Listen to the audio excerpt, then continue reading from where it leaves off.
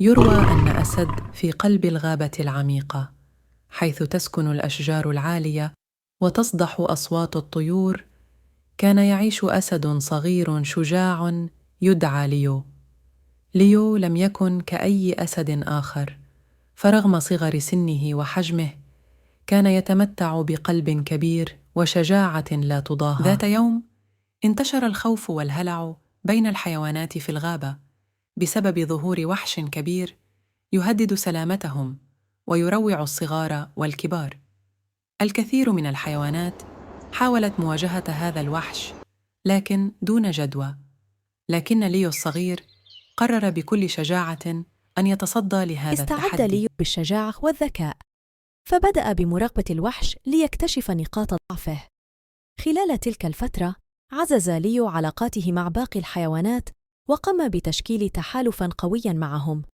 جمع ليو المعلومات ووضع خطة محكمة للإيقاع بالوحش، لكن الطريق لم يكن مفروشاً بالورود.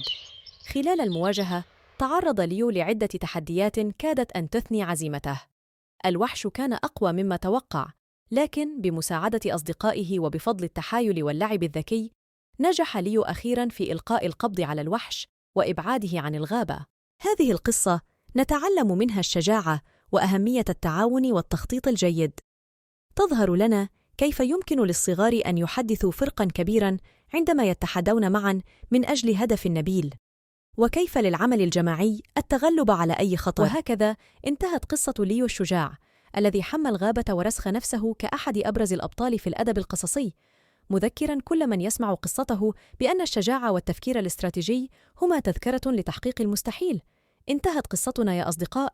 يجب عليكم دائماً أن تعرفوا أن العمل الجماعي بإمكانه أن يحدث تغير كبير في النتائج. وفي النهاية، لو أعجبتكم قصتنا عليكم بالاشتراك في قناتنا ليصلكم كل جديد، ولا تنسوا أن تقترحوا علينا أفكاراً جديدة للعمل عليها. أراكم بخير يا أصدقائي. دمتم بخير.